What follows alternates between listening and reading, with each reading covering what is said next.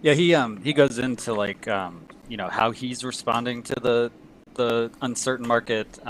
He's talking about the strength of his balance sheet and that they are well positioned to maintain their market dominance. He points out a few things he's doubling down on.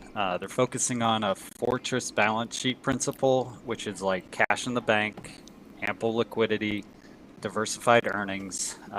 He's managing interest rate and credit risk exposure, which I think is curious and interesting here. He's also focusing on investing in AI and just modernizing their systems.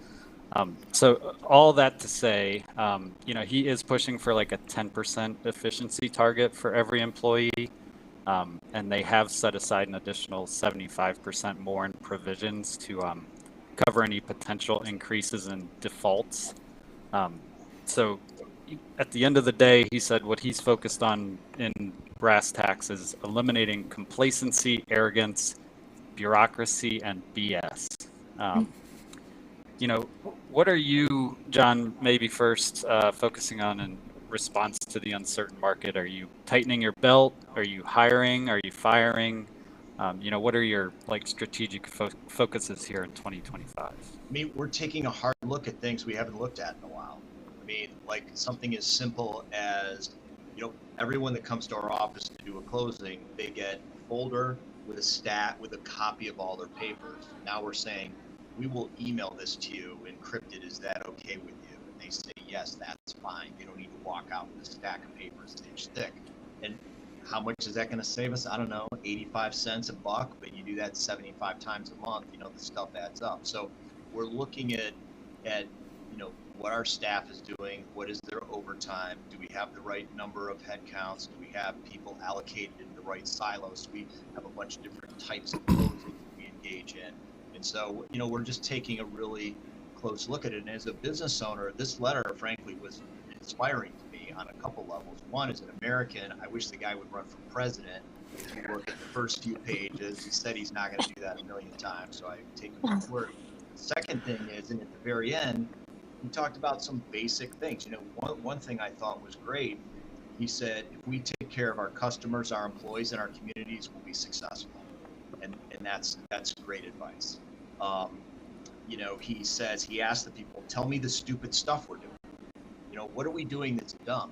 Tell me, email me. Because clearly with 300,000 employees, they're doing some dumb stuff somewhere, and let's figure out what that is. And he tells some great stories about when they take over other companies, kind of I hate to say waste, fraud, and abuse, but just stuff that doesn't make sense. In New York, they would give a black car service if you left work at 7 o'clock or after. So guess what? All the employees left at 7 so they could get a limo ride home instead of taking the subway. Well, maybe we don't have to do that. So I thought that there was a lot of really positive things to think about as a business owner, that are good lessons, and it was very instructive. And I'm really glad I read this letter, and I would urge people to just Google it and buzz through it. You can kind of skim it quickly, but there's definitely some good nuggets in there.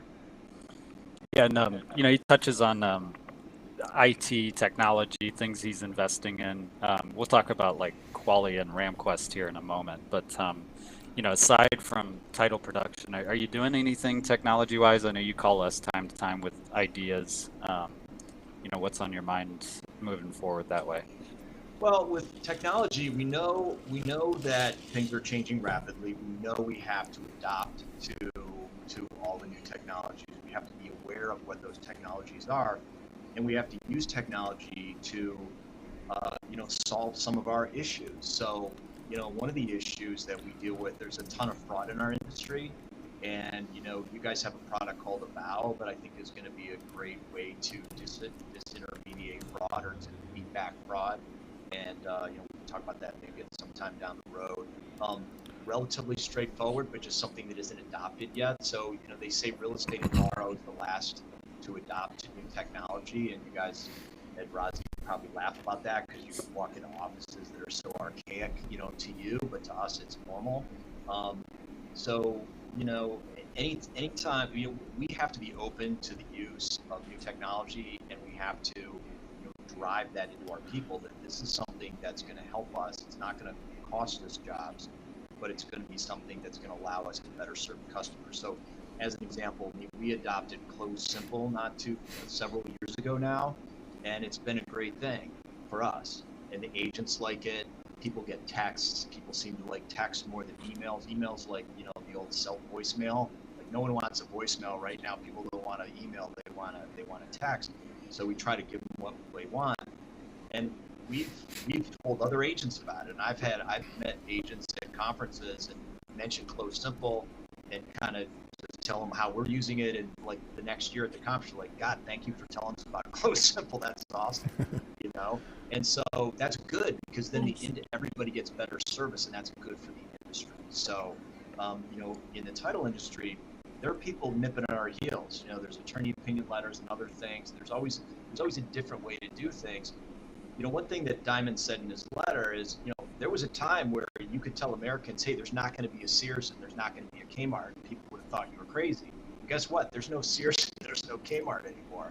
So just because there's always been title insurance agents doesn't mean there always will be. So we have to, just like every other company, we have to innovate and be aware of what's going on in all the different marketplaces that we're in order to, you know, continue to compete. I was going to add the shareholder letter. I believe it said $15 billion that they spend on technology, and you know, that has grown over the past 15 years from, I think, $1 billion. And you know, JP Morgan, largest bank in the world by assets. You know, it's tough to probably not spend $15 billion on technology, but that was, you know, as you know, having worked there for 13 years, you know, I saw the spend and saw the growth.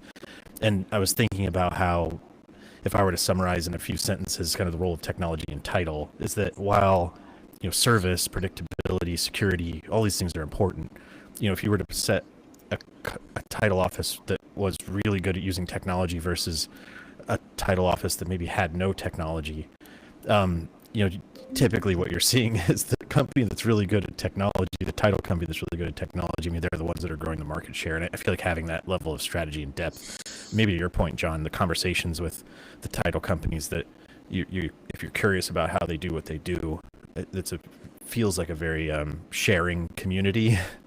But it does seem also that it's a big differentiator. And while you know, I don't see a title office spending $15 billion on technology anytime soon, that oversized spend in order to get that level of service seems reasonable from our perspective. For me, not because we want that money, but rather from the high performing title agencies that we interact with do spend money on tech. Thank you. Thanks, guys. Thank you. All right. Thanks all. All right, it's officially stopped. Do you guys want to do maybe a quick retro while we just have a couple more minutes, like things that went well and things we do differently? Yeah, let me grab a drink real quick, and I'm happy to do that. Yeah, I can take notes while you're doing that. It's as much as I said I loved it to be long, it was probably too long. I mean, Yeah. you know, it was long. It's Yeah. an hour and a half.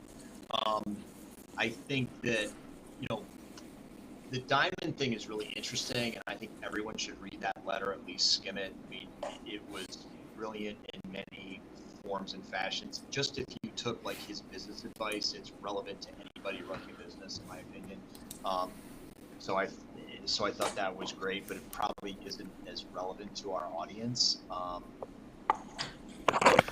wonder if we could pop that out as like a bonus episode or something. So if we, Yeah, I think it's fine. I mean, I think it's fine. I just think that on a going forward basis,